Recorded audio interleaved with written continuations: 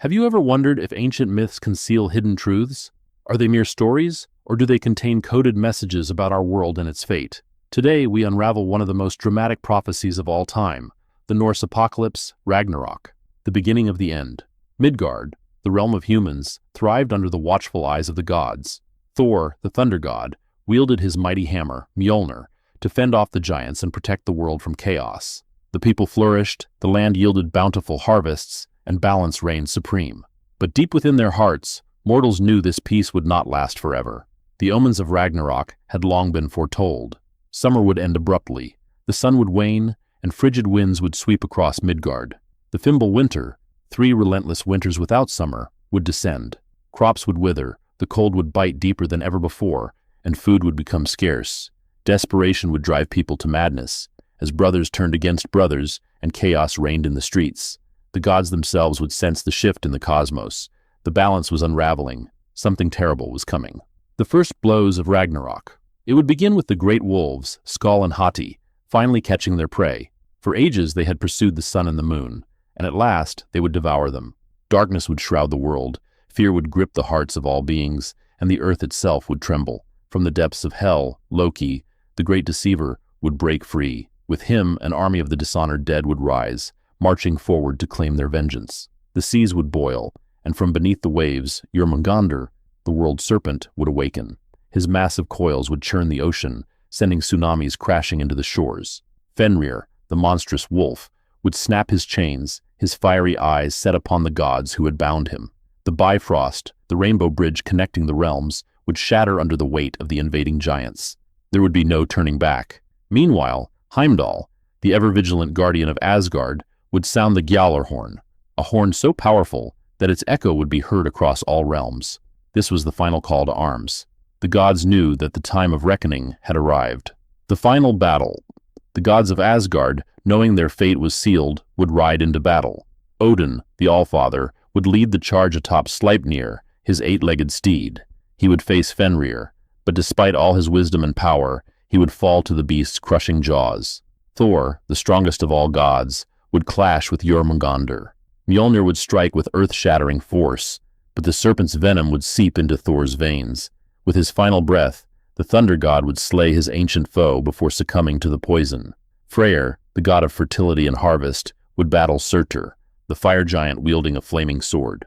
But without his magical weapon, Freyr would be no match. Surtur's blade would cut through him, sealing the doom of the gods. Tyr, the one-handed god of war and justice, would meet Garm, the monstrous hound of hell. Their battle would be fierce, and though Tyr would slay the beast, he would not survive his wounds.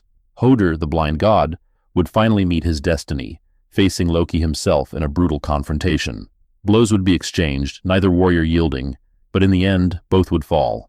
The flames of Muspel would spread across the land, engulfing everything in a sea of fire. Asgard would burn, Midgard would crumble, and all realms would be consumed by chaos. The Great Collapse. As the battle raged on, the very fabric of existence would begin to unravel. Yggdrasil, the world tree, would shake violently, its branches splintering as the realms collapsed upon themselves. The once mighty home of the gods, Asgard, would crumble into the abyss, its golden halls reduced to dust. In the distance, the great sea serpent's lifeless body would sink beneath the waves, its venom still poisoning the waters. Fenrir, having fulfilled his dark purpose, would let out one final deafening howl before vanishing into the void. The last remnants of the old world would be consumed by fire and flood, leaving nothing but silence. And then, there would be nothing, only darkness. Capri, the dawn of a new age. But Ragnarok was never just about destruction. It was also about renewal. As the fires died and the waters receded, a new world would emerge from the ashes. The once scorched earth would heal, nourished by the tears of those who survived. A new sun, the daughter of the old, would rise in the sky, casting her warm glow upon a land reborn. The air, once thick with smoke and the scent of battle, would be filled again with the fragrance of fresh blooms and the songs of birds returning to their nests. From the roots of Yggdrasil, the world tree, 2 survivors, Lif and Lifthrasir, would step forward. Hidden away by the gods during the chaos, they would become the seed of a new humanity, destined to rebuild civilization. They would wander the silent forests and empty plains, seeking the remnants of lost knowledge, gathering the wisdom of old to forge a future free from the mistakes of their ancestors. The surviving gods, Vidar, Vali, Magni, Modi, and the resurrected Balder, would gather in the ruins of Asgard. The once great halls would stand empty, mere shadows of their former glory, yet within them, a new destiny would be written. These gods, tempered by loss and strengthened by survival, would lay the foundation for a world free from the conflicts of the past. It would be a world built not on vengeance, but on wisdom, peace, and unity. As life returned, the rivers would flow once more, their waters clear and untamed, carving new paths through the land. Forests would reclaim the barren earth, their roots weaving deep into the soil, whispering the ancient secrets of renewal.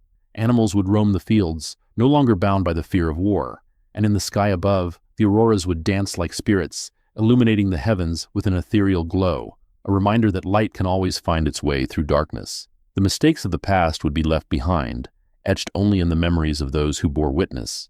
This was a new dawn, an era where gods and mortals could walk together without fear, where harmony would not be a distant dream, but a living reality.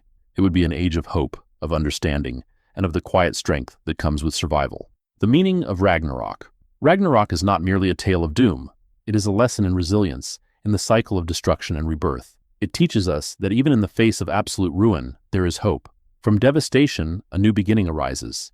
It is the ultimate testament to the endurance of life, to the power of renewal, and to the unyielding spirit of those who refuse to be forgotten. Perhaps this is the true message hidden within the myth, the idea that no matter how dark times may seem, light will always return. That even when the world seems to crumble, we can rebuild. That from every ending, there is a new beginning. That even in loss, there is love, and even in sorrow, there is strength. So, when you hear the whispers of ancient prophecies, do not fear. Instead, see them as reminders of our own power, to endure, to evolve, and to rise again. Ragnarok is not just a story of the gods, it is a story of us all, a tale as old as time, yet as relevant as ever. Thank you for joining us on this journey through mythology. If you enjoyed this tale and wish to explore more hidden truths within ancient legends, don't forget to subscribe. Share these stories, carry them forward, and let the wisdom of the past guide your future. Until next time, may the echoes of the old world inspire the dawn of your own new age.